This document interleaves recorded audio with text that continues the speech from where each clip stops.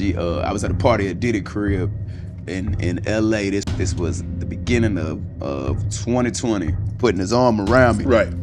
So he had put majority of the people out. So DaBaby's shaking things up with his explosive takes on Diddy's legendary parties, branding himself a freak-off survivor. And young Miami, she's not just watching from the sidelines, she's right in the heart of the storm, throwing shade and holding her own. Things are heating day by day as more and more people speak on this infamous Diddy lawsuit. I am your host Alona, back with an update on Diddy's lawsuit. Now let's dive into this whole list of lawsuits, and I'm gonna go through every single lawsuit that has been filed recently against Diddy. So if you have already heard about these lawsuits, you can skip to a little bit further, but if not, stay with me cause I got some exclusive details that you won't find anywhere. Back in 1993, Diddy started Bad Boy Entertainment and quickly became a big deal with artists like the notorious B.I.G. Fast forward to 2006 with several awards and a few name changes later, Diddy met 19-year-old Cassie when she was 37. She soon joined his music label, and by 2012, they were openly a couple, staying together until 2018. Then in November 2023, things took a shocking turn. Cassie came forward with a lawsuit against Diddy, dropping some serious accusations. She claimed he was abusive, forcing her into situations she didn't want, and even said he raped her in 2018. This suit alleges that some of the abuse occurred here in New York, where Diddy's record label, which employed her, is based. Now for those who don't know, Cassie claimed Diddy controlled everything in her life, paying for everything but also keeping her under tight control. She said this wasn't just once in a while, but a constant issue throughout their relationship. Despite their history, Diddy has always been linked with stars like J-Lo, Cameron Diaz, and Young Miami. After parting ways with Diddy, Cassie found happiness with Alex Fine, getting married, and starting a family. When Cassie filed her lawsuit, Diddy's legal team didn't hold back, labeling it a $30 million shakedown and a smear campaign. They claimed Cassie was trying to blackmail Diddy, but she stood firm, seeking justice. Diddy denied the accusations and quickly settled the lawsuit. And surprisingly, the lawsuit was settled within 24 hours after filing, which makes it clear that Cassie might have more hidden details on Diddy's evil deeds. But Diddy's troubles didn't end there. Soon after settling with Cassie, he faced new allegations. This time, a lawsuit filed in Manhattan Supreme Court accused him of sexual assault from his college days at Syracuse University in 1991. Joy Dickerson-Neal alleged that Diddy drugged her drink, assaulted her, and then bragged about it by showing a tape in the music industry. As New York's Adult Survivors Act deadline approached, Diddy's representatives dismissed the story as a fabrication aimed at getting money, noting that some companies mentioned didn't exist back then. Then another lawsuit hit with a woman accusing Diddy and Aaron Hall of assaulting her and a friend in New York City over 30 years ago. Diddy's team called these accusations false and motivated by his wealth, advising people to be skeptical of these claims. Amidst all this, 50 Cent couldn't resist commenting, hinting at a documentary titled Surviving P. Diddy on Instagram, adding more fuel to the fire. Another shock came when Harve Pierre, a former Bad Boy Records executive, was accused by an assistant of grooming an assault. This lawsuit not only brought more attention to the label, but also came right after Diddy and Cassie's settlement, keeping the gossip mills running. That's not all. DaBaby recently slipped some juicy details about what goes down at Diddy's epic parties, and let me tell you, it's a wild ride. In early 2020, at one of these bashes, Diddy was picking favorites, letting DaBaby stick around while others get the boot, even with big names like Jay-Z and Beyonce hanging out. DaBaby's dropped hints left and right that there's some sketchy footage from these nights. He's pretty much saying these parties are famous for all the wrong reasons, with Diddy and his crew diving into some pretty dicey stuff, all in the name of fun. But from the sound of it, this fun isn't all it's cracked up to be. He described this one night that kicked off all flashy and star-studded, but as the party winded down, things took a turn for the worse. DaBaby painted a picture of Diddy getting way too close for comfort, crossing lines, and making moves that sound downright abusive. Coming out of that party, DaBaby was shaking up, hinting that there's a darker side to these flashy gatherings. In February 2024, another serious drama involving Sean Diddy Combs went down. So this producer dude, Rodney Lil Rod Jones, straight up sued Diddy in federal court, claiming Diddy sexually harassed him, drugged him, and even threatened him over more than a year. Jones says he was rolling with Diddy from September 2022 to November 2023, and during that time, he recorded loads of videos and audio of Diddy and his crew doing some shady stuff, like seriously illegal stuff, allegedly. The lawsuits got some wild allegations, like Diddy supposedly made Jones get him sex workers and pushed him into doing stuff with them and others that Jones didn't want to do. And get this, it's claimed that Diddy was slipping drugs into people's drinks at his parties at his crib. They even got screenshots from these parties showing underage girls and sex workers supposedly. And they're saying some of these girls were drinking drinks laced with drugs, all at Diddy's direction. But hold up,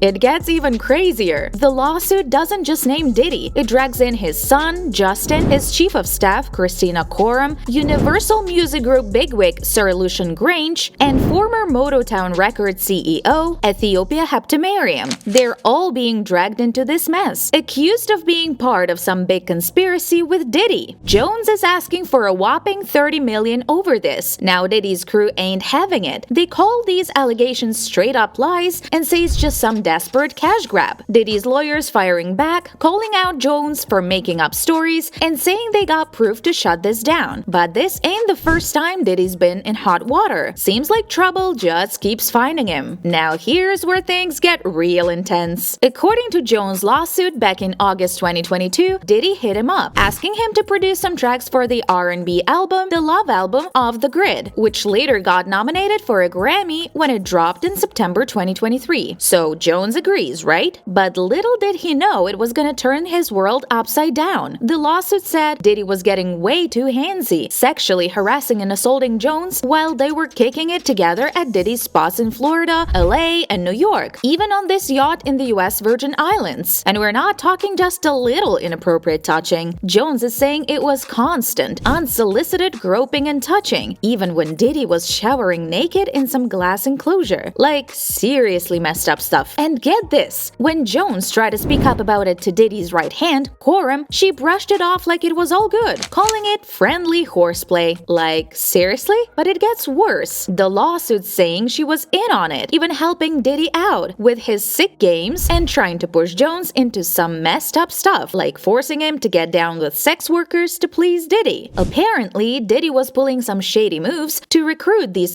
workers, giving Jones some special bad boy gear to wear as a signal to the ladies that Diddy was on the prowl. Talk about messed up power dynamics, right? Jones was feeling trapped, man. Diddy was throwing around his status in the music biz like it was a weapon, making threats and showing off guns like it was no big deal. He even bragged about some nightclub shooting back in the '99 with rapper Shine, but somehow he got off the hook, while Shine got slammed with a 10-year sentence. Jones was straight up terrified, feeling like he couldn't say no to Diddy because he thought Diddy could pull some strings and make his life a living hell. Now here's where things start getting really wild. Jones ain't just making claims. He's coming with receipts. He's saying he's got video and audio proof to back up some of the stuff he's saying. According to the lawsuit, Diddy was all about being recorded. He wanted Jones to have his camera rolling 24/7. And get this, there were times when Diddy straight up took Jones' phone to record himself. So now, Jones is sitting on a gold mine of footage, allegedly showing Diddy, his crew,